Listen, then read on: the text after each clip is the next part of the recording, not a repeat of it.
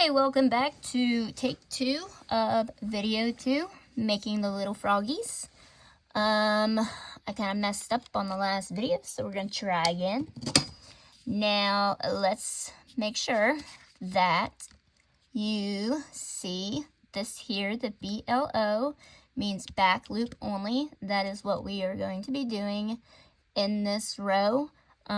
This is kind of like a newer stitch for people. Generally, people don't jump into that stitch either. It's more of an intermediate type instead of a beginner.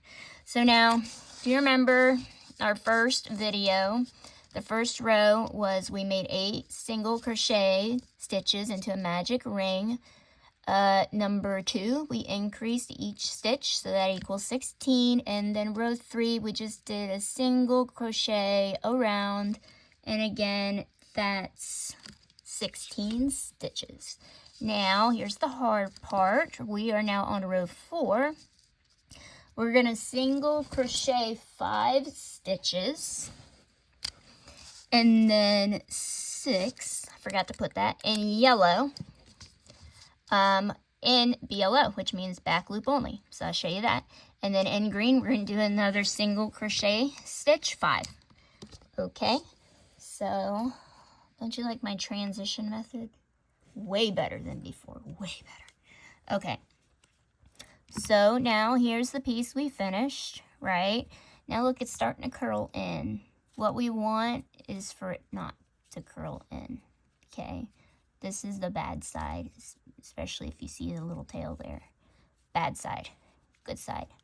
Okay, so we need to do 5 regular stitches, but first we need to, oh my cat is just howling. I'd be surprised if you can't hear her, she's so loud. Okay, so you're going to go where the stitch marker marks, underneath those 2 strands of yarn. She's being over dramatic. I don't know what she wants because she has food. She just likes to sing into the night because it's already super dark at 8 and it was already dark at like 5. It's ridiculous, this time change stuff. Okay, so we replace the marker. Don't forget, again, it is not easy to find the right spot, especially if your mind starts to wander. Mine does that all the time. Now here, just wanted to showcase that these little leggies, this here would be where you do an increase stitch, right? So we're not doing that. So we're gonna skip this area and then we're gonna go here. That's pretty much the best way to determine where you're gonna put the hook next. So this is going to be stitch 2.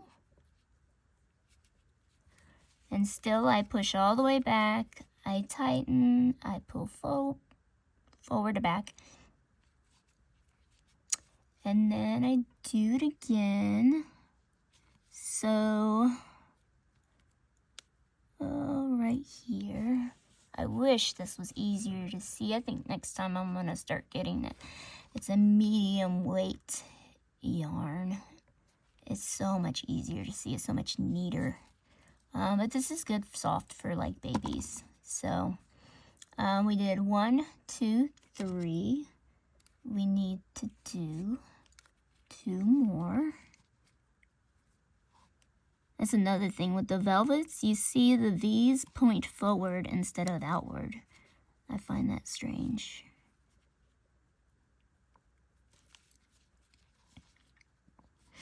And last one, number 5. See, this thing keeps moving forward. Okay, so color change. When you do a color change, you actually reverse on your 5th or your last stitch. Boom. It actually looks like 2 little frog eyes. So you're going to take your new color. And there's 2 ways to do color changes. We're doing it the easy way. So put your hook back in to your little froggy eyes. So you're gonna leave just a little tail, and you're going to put this on here and pull it through like no big deal. Background noises are Lulu, get down. Get down now. I don't want her knocking stuff down off the dresser. Okay, so now that's still stitch 5. So let's move on to number 6.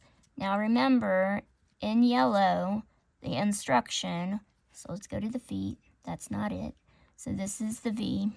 Remember that the instruction is not to go through here, but it's to go through the back loop. So that is one single strand of yarn. And it makes the piece look cool looking, like 3D-ish. Now, when you start off the first like 3 stitches, you want to pull both yellow at the same time, and then you want to pull green just a little bit.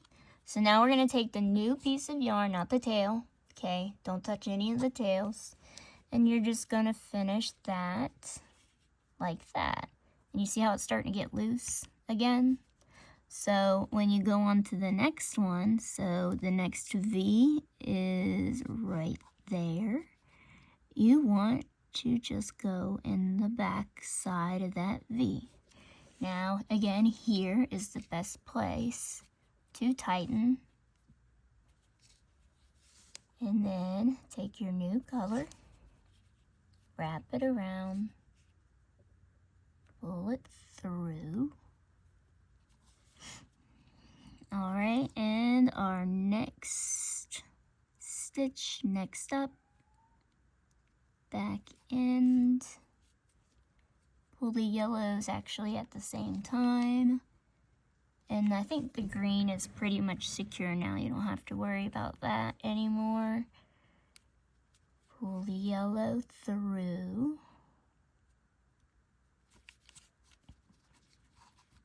All right, next V, back loop only. I think the yellow is pretty secure now. So we can finish this like normal.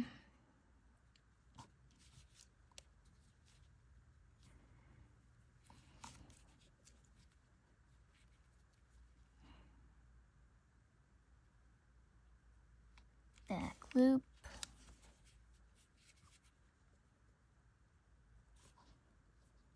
Okay, so this is take 2 because earlier I don't know where I messed up and I messed up. So 1, 2, 3, 4, 5 greens.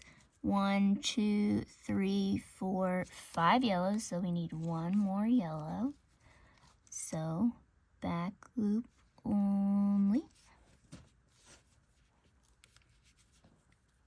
And so that was the 6th stitch. Now I'm going to count backwards to make sure that we're accurate. So 1, 2, 3, 4, 5. Perfect. Because earlier I counted 6. All right, so remember what we do when we color change. Again, you pull back.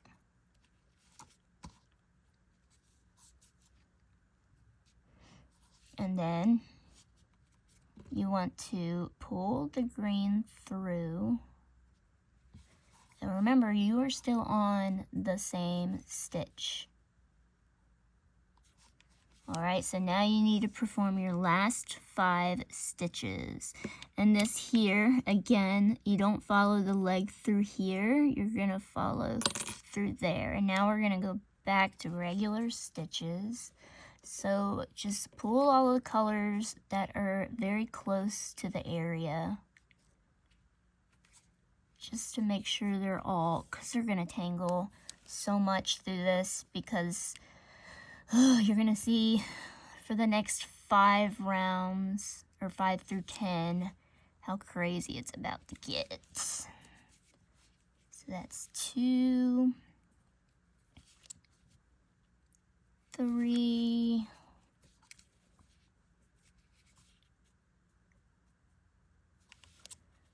4,